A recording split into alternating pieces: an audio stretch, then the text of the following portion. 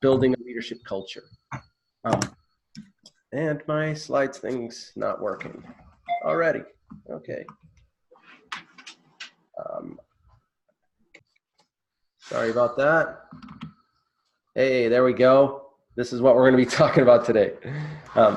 So as we do this, I do want to, anytime we do any kind of webinars, I want to ask you to do whatever you need to do to focus. If that's turning off your phone, if that's shutting the door. I mean, this is what I've had to do here myself, because what we think is that making an intentional, aligned leadership culture, if you have one, an intentionally, and I'm going to define what I mean by these things in a minute, but an intentionally aligned leadership culture, it can make a huge difference in churches, for sure, and frankly, in any organization.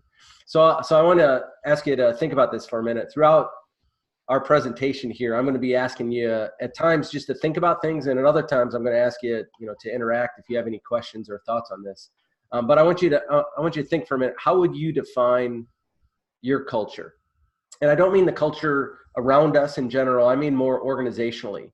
Your church. How would you define your culture? Most cannot do it. We do a lot of consulting and coaching in churches, and we ask that question all the time.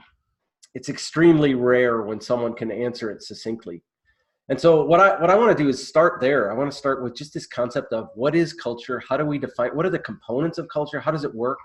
Because a leader's job, in part, is to define and align culture. You always have a culture, but when a leader is not intentional in defining and aligning it, the result can be really chaotic and overwhelming. So much of our work, we find that people are exhausted in the church world, just doing the day-to-day, week-to-week kind of activities. And what we believe is that building a leadership culture enables you and your team to have greater impact and engagement with your community without adding people or tasks to your already full plate.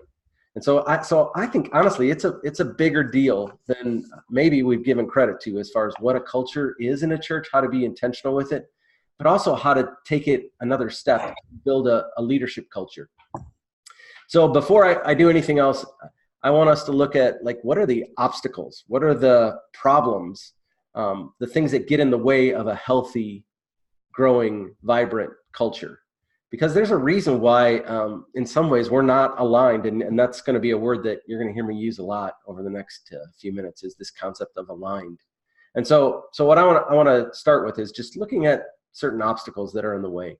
The first obstacle is the concept of complexity. Complexity. I think what we do in our churches, what we do in our lives, we find a way to make things complicated. And what we need more than anything in our culture, in the culture of our churches in particular, is what we need is for it to be simple. So many people are in the fringes of the church. They show up every once in a while. There's lots of stats about the infrequency, even of members, of people that are highly committed, how infrequently they attend. And part of our research has showed that people are they're not really sure what we're about. They're not really sure how to get involved. It gets really, really complicated. I think it's Oliver Wendell Holmes that talks about the concept of, he says, I don't care anything about simplicity on this side of complexity.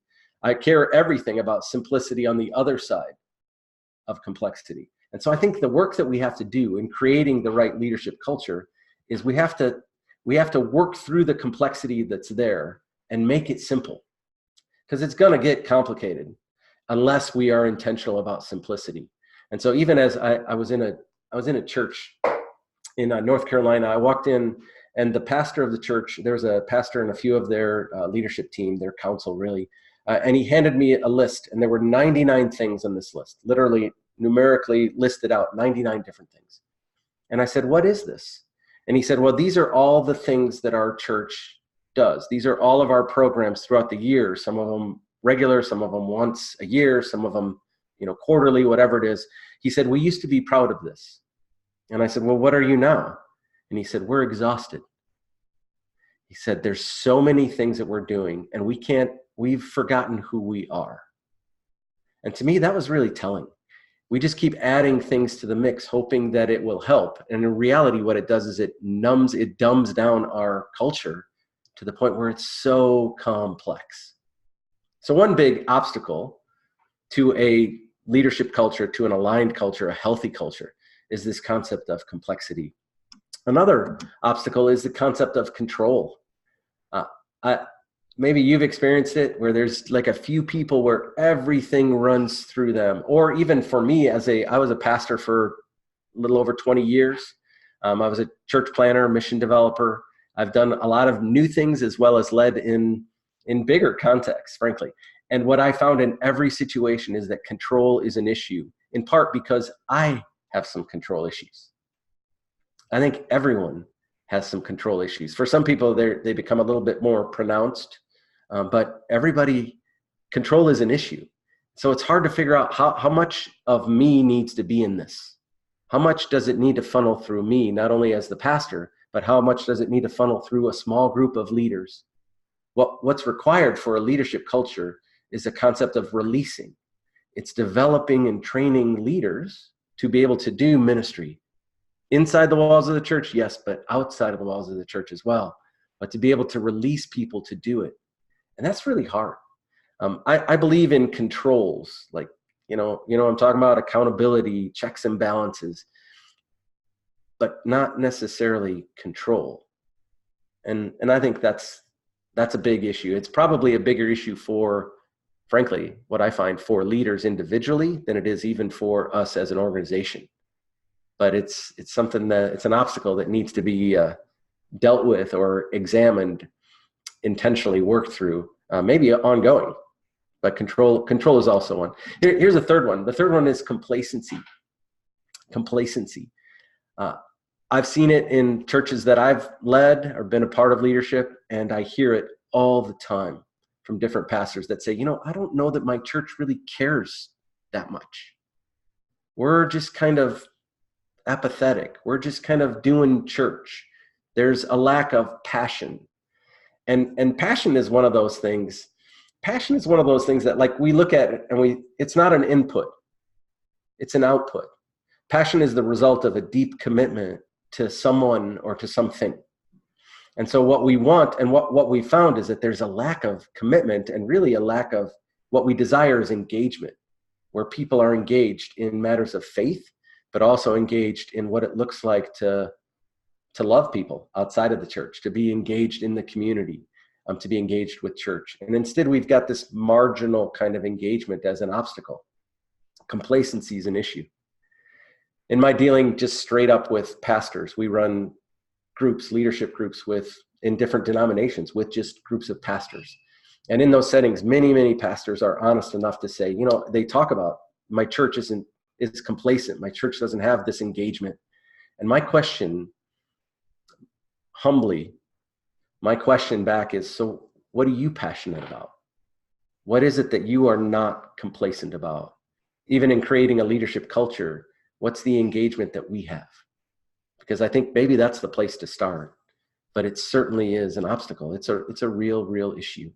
And then the last one that I would mention to you, I'll just call it concern because it needs to start with a C. All of my things have to start with a C.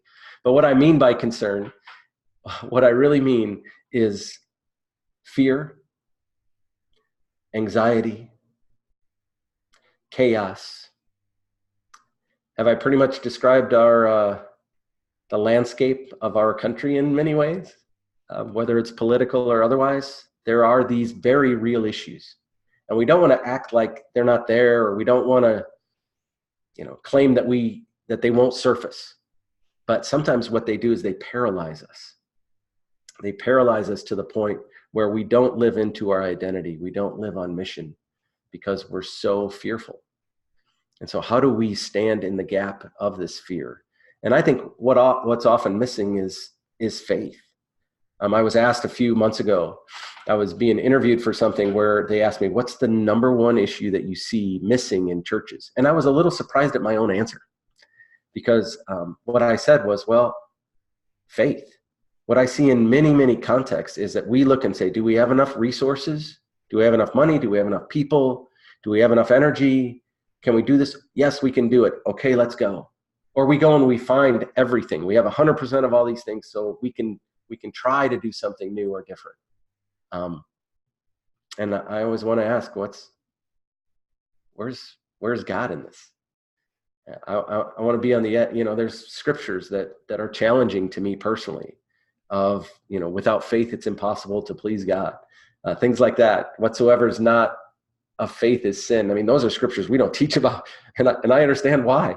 But it seems to me that whatever we're being called to do that's moving forward, whatever the tomorrow looks like, whatever the future looks like, in the cultures that we're building and what God has for us as a church, there's always going to be a component of faith in there. And so while that concern, that fear and anxiety is present, it can get to the point where it keeps us from moving forward, when in reality, it's a tension we need to hold on to and continue to move forward. And so these are 4 pretty big obstacles that I see to building a leadership culture. And I think they're obstacles, frankly, to healthy, growing environments. So before I move forward and define culture a little bit and talk specifically about what it looks like to build a leadership culture, I want to pause and just ask you to wrestle with this for a bit. And here's a question that I would ask you. And right now I'm just asking you to think about it. Which of those 4 is most prevalent for you? And that might be personally, like this is an issue for me in my leadership. Or it might be in where I lead or in my church. Which of these is most prevalent for you? I'm just going to stay quiet for a little bit and ask you to just think about that for a minute.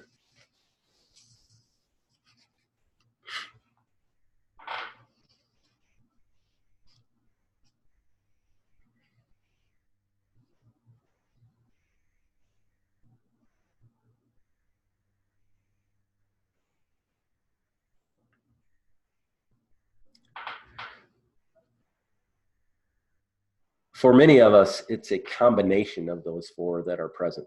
I know for me, I'm always struggling a little bit with the control side. And there have been times when everything feels so complicated. And then there's been times when I'm like, I have no passion, or I'm freezing up because of situations that are going on. But I'd love to hear maybe from 1 or 2 of you, if that's all right.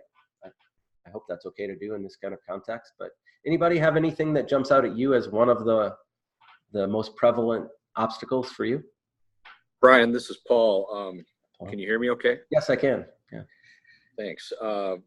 In my context, it's definitely complexity, and then there's byproducts of that, where people just get overwhelmed.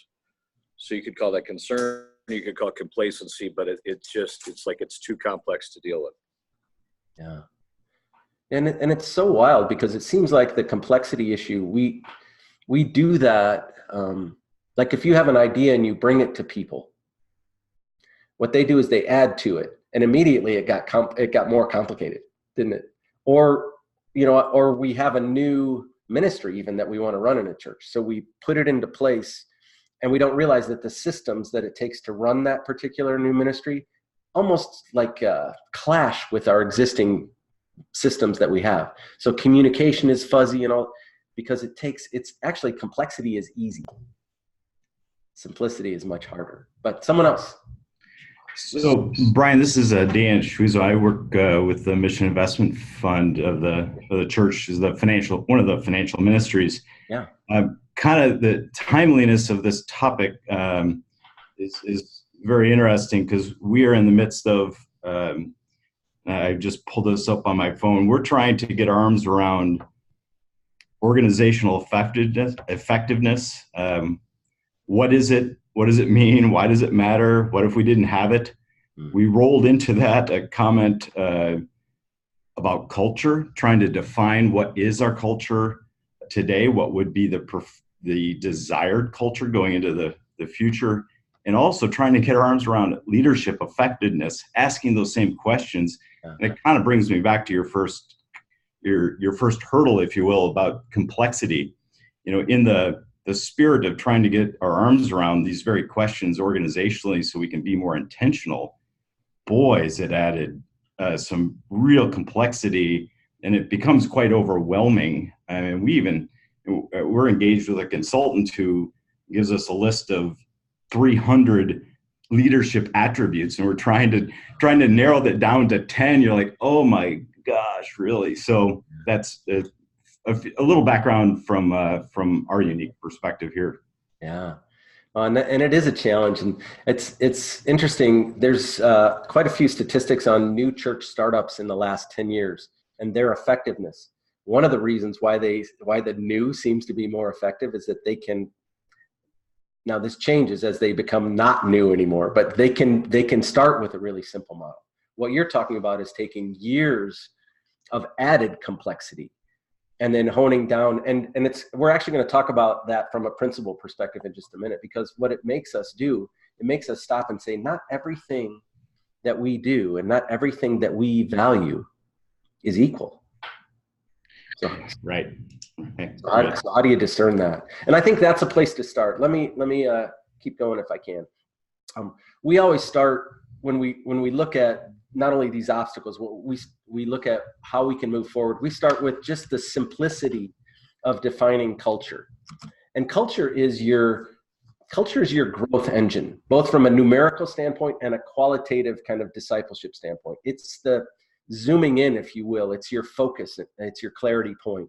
And in order to have a leadership culture, there's 3 different components that need to be aligned. And you see the first one on the screen there. I want to describe them to you in different circles. And the first one is values, but stay with me.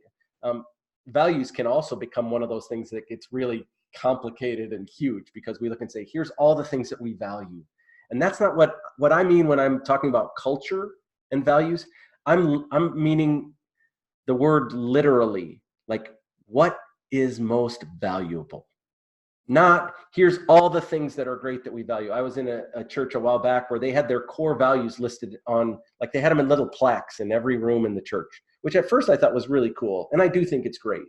But the things that I saw on that list were not what I'm talking about here. The things I saw on the list were like, we value honesty. And I'm like, okay, I'm glad, as compared to, we value lying to each other all the time. I mean, at least they're saying, but everyone values or should value honesty, love, other things like that. For me, when I look at your culture, I want to say, what's most important to you? Some of our values never change. Theological underpinnings of churches are not usually up for debate. This is who we are. This is what we believe. This is the foundation of who we are. These are our values. And that's fantastic. But there are some values that do change. They change based on opportunities that are there. They change based on the world around us that changes. So how do we stand for our mission? How do we live into who we are when the world has changed dramatically? Those values change. Sometimes even tragedies can create a shift in our priority of values. I was a pastor when 9/11 happened. Our values shifted dramatically. We'd always valued certain things, but they became front and center in the new world that we have. And so values, it's really important. And there's 2 questions that I always want to ask when we talk about this concept, or this component of culture. What's most important? Defining it as much as you can, honing it down. What's most important? And what's most valuable to us right now? And that, to me, is the most spiritual question that a church leadership can ask. What's most important for us to do right now? What should be the priority to us right now? Because if you hone that down prayerfully, if you look and say, okay, we're going to be still doing a lot of the things that we're doing, but this is going to be our value right now. We hold this to be extremely valuable. That's a crucial part. It's a crucial part of culture. If I were to visit any of your churches, maybe 2 or 3 weeks in a row, there are certain values that I would catch. Some of them would surprise you potentially. Others would not. Values about community, values about God, values about relationship with each other, values about what's most important. I would catch certain things. Can I ask a question about that? Pardon me? May I ask a question? Please. I'm thinking about the the old saying, we value what we measure. Mm-hmm. Can you give an example of some of those key values, and are they measurable? Yeah. Can I come back to it? Yep. I promise that we'll talk about that. because I think it has to fit in with the other parts of culture as well, because you're absolutely right. I mean, there are certain values that I've seen right now that jump out, like as churches are working through this, and as pastors are even working with leadership teams to assess, if you will, part of their values. Some of the values are that they're really valuing mission, like into the community outside of the walls, and they're figuring out new ways to measure that. Some of them are valuing relationships in new ways, and they're figuring out some ways to measure it. So I'll give you some examples even of what those metrics can look like in a little bit. Thank you. So the first component is value. The second part of it is narrative. And narrative is, there's really two things that come into play when we look at narrative. Narrative is, what are the words we use to describe the things that are most important to us? Why is it so complicated? It's because we talk about it in lots of different language, and we change the verbiage that we use. I work with quite a few different denominations, and in our work there, what we found is that there's a different way of talking about it all the time. And so what we need to find is a common language, even within our own people. So if there's something that we're valuing fresh, if there's something that we're valuing and asking everyone to prioritize, do we have consistent language that we have intentionally chosen? Maybe more now than ever in the history of ever. Narrative is really, really important. I mean, we see it in our culture. There's so much reaction constantly to words that are used. I should probably apologize to you all because I've probably stepped in things already just with my language. I mean, we have to give grace to each other because language is so important. And so we need to be really intentional. So that's one side of it with narrative. The other thing that's really important about narrative is story. Being able to tell story. And some of those stories are ways that God has worked in the past. They're archetype kind of stories. It's really powerful and helpful. But it's also stories that we can tell of the present. And I'll tell you more about how narrative fits in a little bit. But those are two components that are really, really important. And they need to align together. And then the third part of it is behavior. But it's not just behavior, it's behavioral patterns. What do we consistently do to support the values we have and to live into the way we talk and the stories that we tell? What do we do that aligns with those values, that aligns with the way that we talk, the stories that we tell? In its most simplistic form, if we align those three components, if we align values with narrative and behavior, that's our culture. And in its most, I mean this sincerely, you win. I don't know how else to put it. That's a deep theological way of putting it, right? That we win. I mean, that's what we want. And when we look at our churches, when we look at our lives, sometimes there is misalignment. There's behaviors we do that match our values. Oftentimes in churches, what's happened is that we have behaviors that line up with values we used to have. The values change, but we still keep doing the same programs over and over again, and we wonder why they don't work. And we wonder why it's complex. We wonder why people get complacent. Alignment is key. So what I want to do in our time remaining here is I want to unpack these three components for you and then talk about, is there something we can do to move towards this alignment? And I think alignment is key, especially if we're asking the question in the center of it, which is what's most important right now. And when that's spiritually the question that we're asking, and we sense God leading us into something specific, that's where this alignment piece is so phenomenal and so great. So let me unpack these three components for you a little bit. The concept of values, and I'm just going to kind of fly through this pretty quickly here. The concept of values, there's three different types of values. First of all, there's identity values. These need to be defined, but most often they don't change. They are things like, here's our purpose, here's our mission, here's our theology, here's how, here are the things that make us who we are. Every once in a while, like sometimes people change mission statements and things like that, but their identity is still there. Other times they have to go and start over with it. And there's been some churches where they feel like they're a little bit lost. My first recommendation to them is just be intentional about, write this down. Who are you? Who are you really? And I don't think that solves a lot of the alignment issues, but it's it's foundational.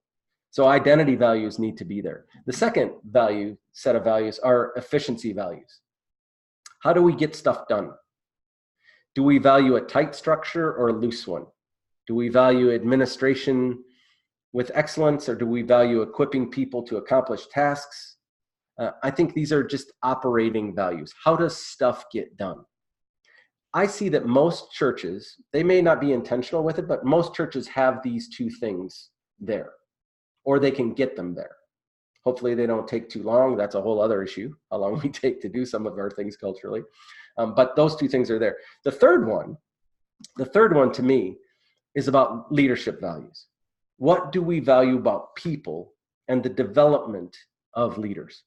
What's the job of the pastor? What's the job of staff if they are there? What do volunteers, what do lay people really do? And what we've seen consistently is a lack of identified, defined leadership values. We think that our identity and our efficiency values are enough, but it's not. And so what I want to do, in just looking at these three types of values that are present, I want to take a little bit of time and I want to share with you 4 different, we call them multiplying values. They're leadership values that when we use them, when we invest in people this way, from a leadership perspective, we can find that we can actually drive behavior and narrative into growth, into more ministry, and potentially even more people involved in them. So let me give you 4 leadership values. These are not all of the leadership values, but these are an example of them and 4 of them. The first one is the value of people over programs. Most of our churches, and I may talk about this a little bit later when I give you some recommended action that you could take.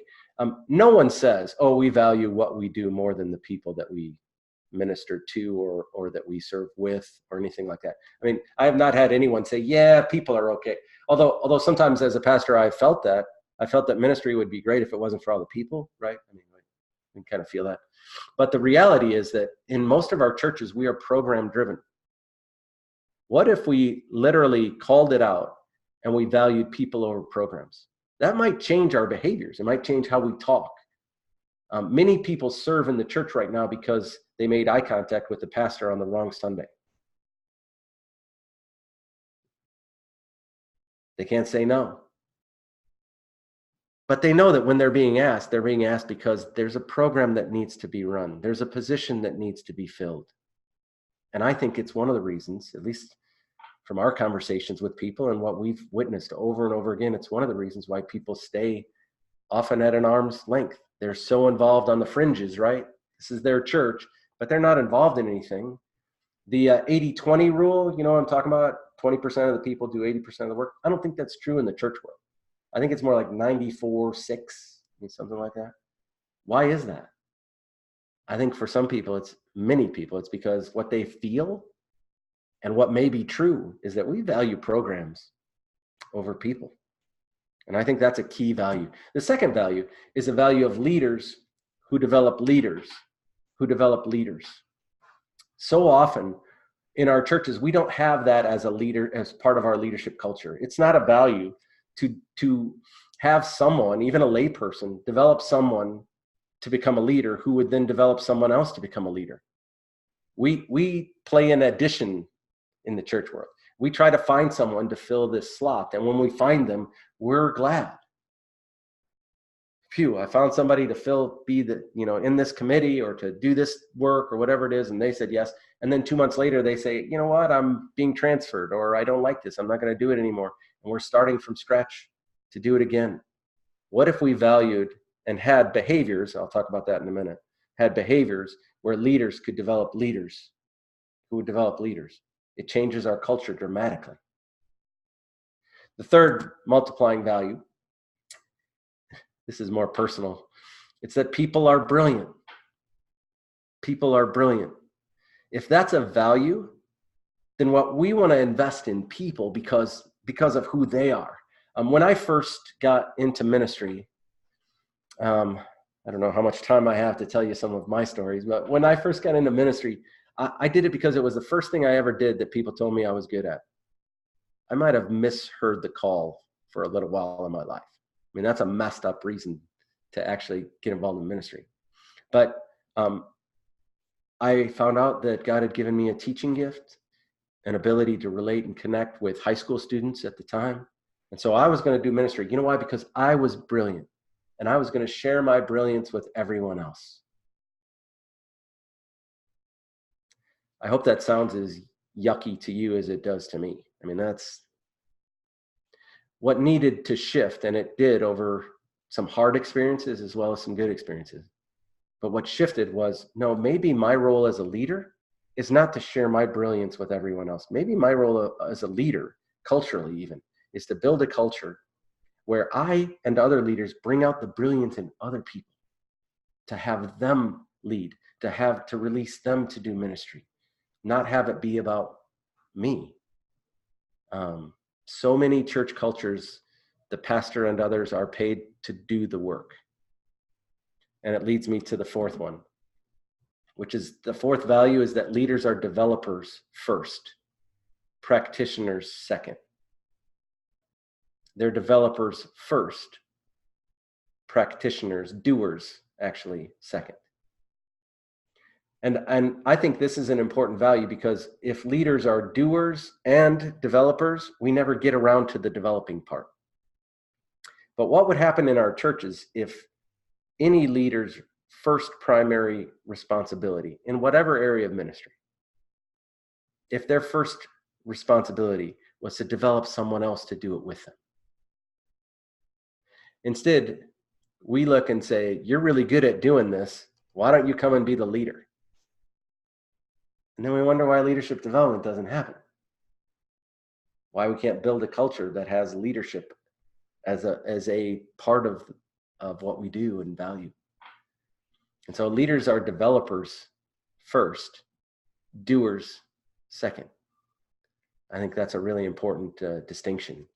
So let me ask you about this, just before I move on. Which one of those jumps out at you as key, or which of these is a challenge even for you? Which of these maybe do you have a question about? Before I go into what narrative and behaviors are specifically, I'd love to get any feedback from you if you have any.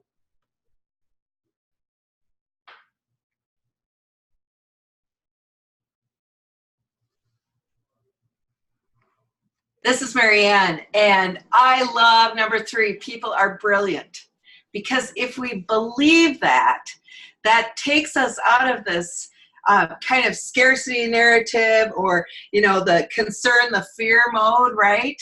Yeah. And not only am I freed then to be myself or to share the gifts that I have, but in doing that, we also, when we step into that space, we also inspire others to do the same. Yeah. And that is, wow, then the magic can happen, because there's so much more than we ever even could have imagined. So I love that. That is really a beautiful. Well, and it's interesting, because what I have found in embracing that as a value, that it's hard for me. It makes me stop and say, so what's my intent here? Is my intent here just to share my giftedness, or is my intent to bring it out of other people? Right. And it's freeing, because I don't even have to have the answers. I don't have to have the skill sets. Right. I just have to be able to build into them and bring that out of them. Yes. And here's what I think is really important with this, is that what if we had a culture? What if the church, the normal way of doing things in our church, which is really our culture, what if we had a church that valued these things, that looked at people this way, that looked even at what leadership is about this way? I think you used the word freeing, and I think that's very true. That's good. That's good feedback. It also undercuts so dramatically the control motif. Because if I truly believe that other people are brilliant and have capacity, then I don't need to be in charge of everything. Yeah. I can release and sit back and watch and have fun. Yeah, as a pastor, we just moved into a new facility. We were growing, and I hired a person to work. She was kind of our children's pastor, if you will. And she's the best person to this day that I have ever seen with children. She's amazing. She's like the Pied Piper. I mean, she says things and everybody's quiet. You know, I say things, all the kids ignore me. I mean, this was how it was working. And I thought I had made the best hire possible. And a few months later, we were having a conversation about maybe she's not the right person to be the leader of this ministry, because she was so good at doing it that she couldn't really focus on or want to develop someone else. Yeah. And so we had a conversation that I wanted her to always do children's ministry. God's gifted her to do this. But I didn't want her to lead. She wasn't going to be able to build a team, to develop other people to do it. She was going to wear herself and other people out by this. And so I think that principle of people are brilliant, they all kind of fit together a little bit. And I think they do address, how do we move forward into the future? How do we create a culture that engages people at a higher level? And I think it's important to be able to address it based on those kind of values. Any other thoughts, or can I move on? I can move on. Let's talk a little bit about narrative. Narrative is the central function of the mind, really. I mean, we turn everything into story in order to make sense of life. We dream in narrative. We remember, we anticipate, we hope, we despair, we believe, we doubt, we criticize, we love, we hate, all by narrative. We can't avoid it. But we are storied creatures. Our stories help us navigate our world. And we find meaning through narrative. And the moral of the story is, I mean, we find meaning in it. We are shaped by our stories. In fact, our stories, once they're in place, shape much of our behavior. So any kind of change that we look at in the church, any kind of defining and tightening and focusing even of our culture, requires us to change our minds a little bit. So we have to define, we have to lead in such a way. Once we get the narrative right, once the narrative is in place, change can begin. Until then, it can't. And so I just want to ask you to think about this a little bit. There's three different types, I think, of narrative to look at when we look at how do we describe it? What are the words we're going to use? One of them is aspirational narrative. What do we anticipate? What do we want? What do we see ourselves becoming? Even I was just recently in a church, it was kind of a leadership meeting, and the pastor was kind of casting vision, and I was, to be honest with you, kind of half paying attention until he started talking about what could be. And he said, imagine, and started describing people in their community and the needs that would be met. Imagine what could happen to people in our church. And he was very specific about what these things would be as we started living into what this vision was. All of a sudden, the vision became alive to me because we were looking around the corner, and not in scarcity thinking, not in fear-based, but in what could be. And that narrative was leading to the alignment with the values that had come out, with a vision that had come out of those values. And so I think aspirational narrative is a very key component to narrative, because we don't want to just get stuck in the now. And frankly, I am in way too many churches where the narrative is all about the past. I'm happy for the history of so many of our congregations, but we can't live there in the present. We need to bring the past into the present for the sake of the future. An aspirational narrative is a big part of that. The second part of narrative, if you will, is I would just call it testimonial narrative. To me, one of the most powerful stories we have of Jesus in the Gospels, in Matthew chapter 8, Jesus, I won't go into length, you probably know the story, but he heals a leper. He'd just come down from the Sermon on the Mount. He heals a leper who should not even be in front of him. He's by law, he shouldn't be there. He's not supposed to be with people. But Jesus heals him. Jesus touches him. And then he says to him, get up, go to the priest and show yourself. Show yourself to this person. Show them what the touch of Jesus has done for you. And to me, the most powerful parts of narrative, the most powerful parts of story are when we're able to say, look, this is how I was and this is how I am now. This is what God's done, and this is what's happened in my life. This is how this church has impacted me. And so a big part of our culture, what are the stories we're telling? What are the testimonies we have? And sometimes as pastors or church leaders have looked at this concept, they've looked and said, we need to not only gather stories, but we need to examine, is there life change going on here?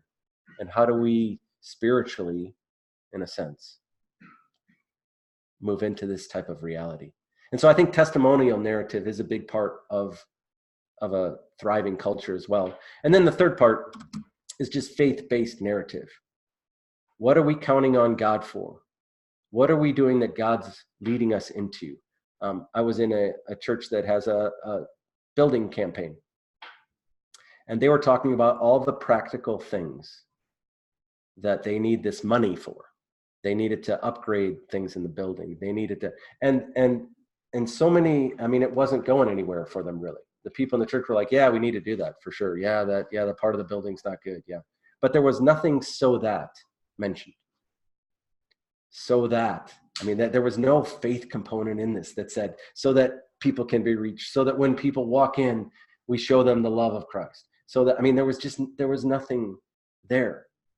And so I think I want to look back at my own narrative, and I'm encouraging pastors and church leaders, when you're talking about a culture and you're developing even a leadership culture, where is the faith-based verbiage in that too? Because I think that's important. I think that those things are important. Before I move away from narrative, let me just very quickly give you some of the things that I've seen that I would encourage you from a leadership level to have within the narrative of the church. There's really 5 keys in creating narrative. So if you're looking and saying, okay, I want to be intentional about what the narrative would be going forward. First of all, it's positive. It's solving a problem. It's not, okay, we're doom and gloomed this, and so that means we're going to do this. We're going to all hunker down and hope to make it. If the goal of a church is survival, it won't. And so the narrative needs to shift. And I understand that there are some churches where that's the predominant feeling and predominant narrative. And so there's a lot of work to be done authentically, transparently, to get to the place where it is positive and it's futuristic. What does the future look like? I think that's what that narrative needs to be. It also needs to be in story form. I'm a preacher. All right, that's what I still do a lot of preaching. What I've realized is that less of me in creating the narrative is actually better. If I tell a story, it can be valuable. If someone else tells a story, it can be like priceless. It's really good stuff. The other thing that I always want to encourage people to do is to, and I say non-churchy as far as narrative goes, but what I really mean there is that there are certain words that we may use in the church world that most of our congregation and anyone else who might hear it, they don't really know what it means. I mean, we do it. Maybe you don't do it. I've been a part of that all the time. And I think that's a part of creating the narrative. And then it's also invitational narrative. Join me. In my personal coaching with pastors, the one thing that I'm always encouraging them to say from a narrative perspective, and I mean always, I can't think of a situation where I haven't said this, is to say, this is what I think, this is what I want to do. This is what's the line from the book of Joshua in the Old Testament? As for me and my family, we're going to do this. We're going to serve the Lord. To say, this is what I want to do. Will you do it with me? Will you join me in doing it? That together language, creating that as a narrative, to me, that's really good leadership for pastors. Not manipulatively, but seriously saying, I'm going to step out and do this. Will you do it with me? So it's invitational. I think that narrative is always invitational. Brian, I was just going to insert my boyhood church, 130 years old, is closing on the 25th of August. And they're joining the other church in town and formally merging. And what I'm amazed at with the young lay leaders I'm in touch with is they're looking to the future and talking about what the new church will be able to do. And these are some of these young leaders come out of families that have been part of this church for 3 or 4 generations, and so it's an incredibly painful experience. But I hear in what they say to me the roots of a narrative that can take this incredible moment of pain and loss and turn it into a positive story. Yeah. Interesting. It's been interesting to listen to it and hear them talk about it.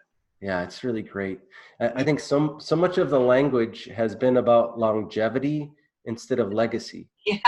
Yeah. And sometimes legacy means we're going to do things differently. Maybe we merge with another church. Maybe we start doing ministry differently.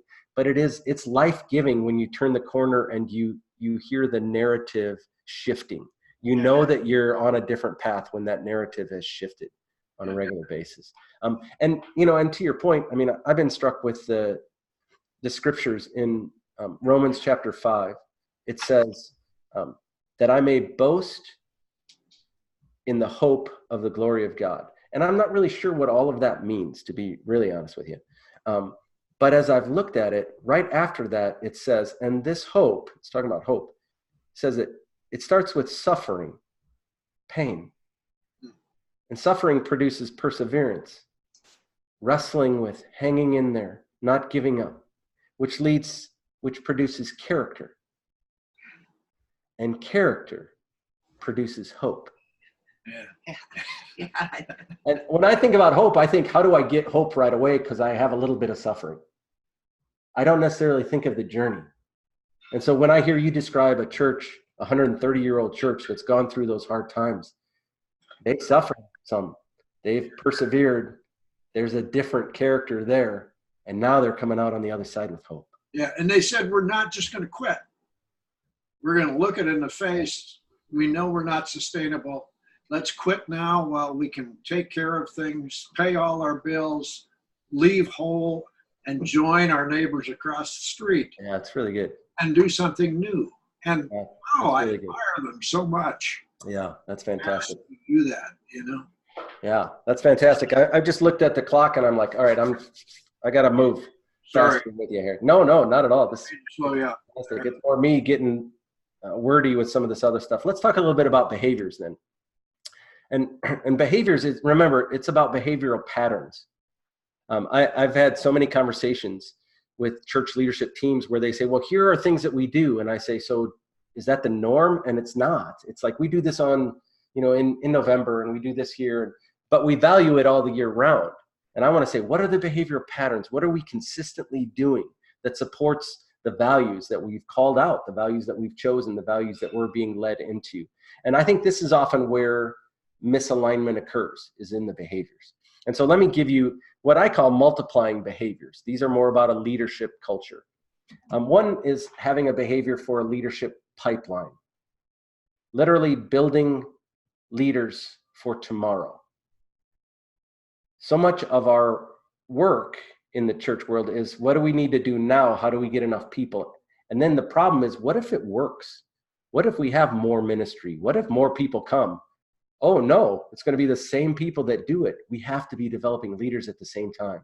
And there's an apprentice model that we really support. And I can encourage you, we can give you some resources of how you could even look it up. But we help a lot of churches just create an apprentice model where leaders relationally invest in others who would become leaders. And so that's one of the behaviors for sure. The second behavior is to train it. Any behavior that you look at from a relational side, for example, at those values that I listed before about people over programs, and people are brilliant and leaders are developers first and whatnot, that requires behavior too. So we train it. We gather leaders together to cast vision, to train them. If you have a certain value, let's say, again, I'm in a church that said, all right, from now on, what we want to really emphasize is that we're going to keep worshiping. We're going to keep doing some of our relational things, but our focus is going to be on our community. We're going to be a community for the community. That's their values. And I said, great. So what do your people need to know? How are you going to train for it? So they created, here's the things that we're going to do.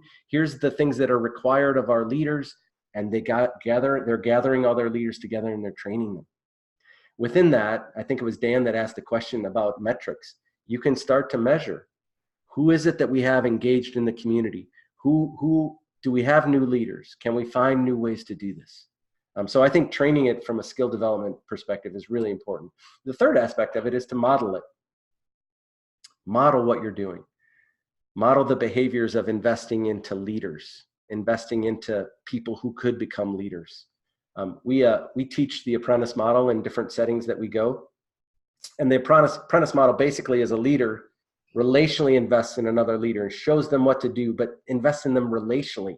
They get to know each other really well. They care for each other. It's kind of a discipleship / leadership development process. And then the person starts to do some of the ministry, some of the leadership. And then the leader kind of steps back and the apprentice steps in to do it. So we had taught this to a church in Wisconsin.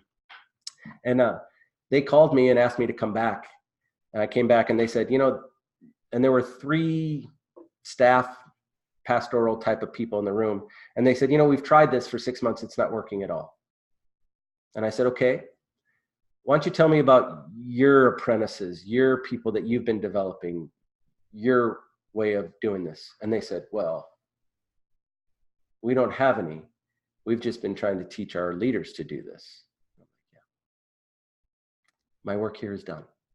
I mean, they couldn't, unless you model it, the church is not going to respond to its shift in culture. It's not going to respond to a leadership culture unless pastors, key council members, staff people are actually looking and saying, we're going to invest in people. We're going to believe that people are brilliant. We're going to believe in people over programs. We're going to develop leaders by relationally investing into them. And so I think the biggest behaviors that I'm encouraging you to think about that align with the values of leadership that I was talking to you about before are about investing into people. Create that pipeline, train it, model it, and then organize yourself around a mission. Organize yourself around going and being the church more than organizing yourself around programs. I'm all for worship. I'm all for that hour, even if you will, on a Sunday morning. But sometimes what we've done is we've organized ourselves so much around that hour that we don't develop leaders because there's not a lot of mission for them to do. They can serve on a committee, they can do a specific role, but behaviorally, we need to organize ourselves a little bit different as well.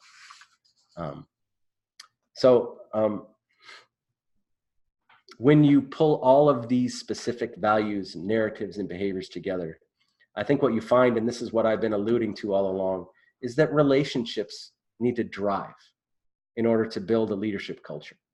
It needs to be relationally driven. Relationship with God, relationship with each other, relationship with the world. And I believe the shifts in culture, I think that first of all, we need to define our culture, but the shifts that we would make to having a thriving leadership type of culture are when this is actually what I see as churches get excited about this because they think we can do this. We are relational. We like people.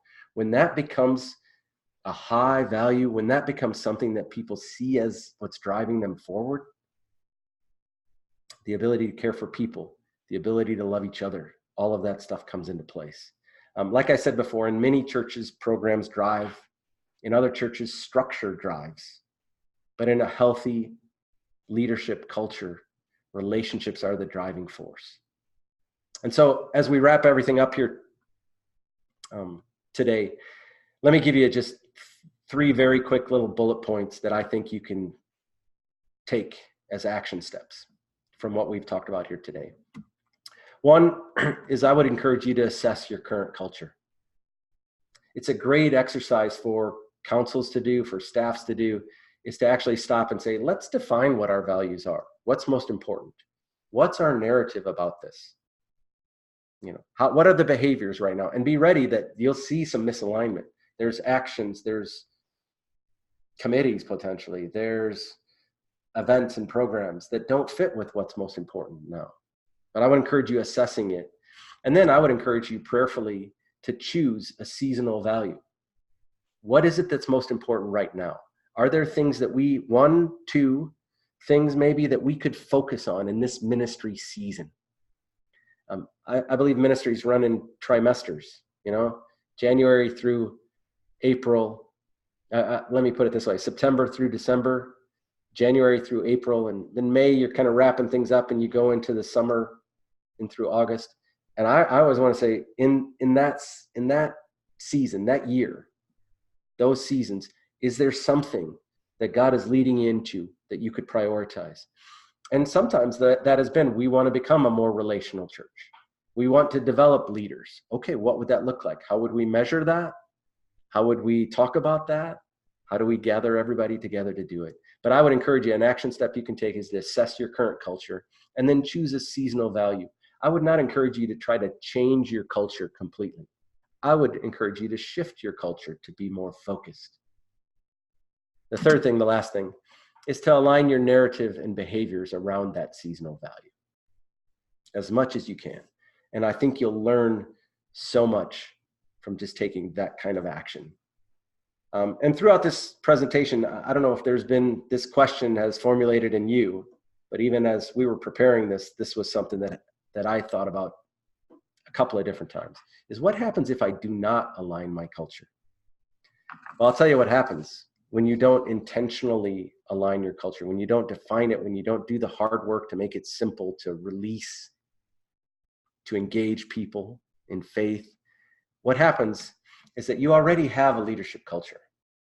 When culture is not aligned, it's called every person for themselves, which is kind of what happens in some of our small churches, some of our medium-sized churches, large churches alike. So I think it's a really important thing to not only look to define a leadership culture, but to keep in mind alignment is what we need. Alignment of values, alignment of narrative, and alignment of behaviors. All right, and I look at my watch and we had an hour and I've taken 57 minutes of it. Any thoughts you might have, any feedback you want to give even to each other? Sorry that I didn't give you more time for that, although we did have some interactive time throughout. But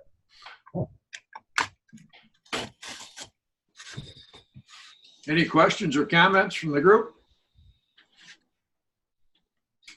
Well, I would just say thank you. It's super helpful. I took a ton of notes. That leadership challenge is culture challenge is so significant. And I'm 3 years into a parish I grew up in, but was away from for 24 years. And so there's things you assume and things that hit you from left field. And this has been really, really helpful to think through some of those challenges. Good, thanks. So I've definitely, go ahead.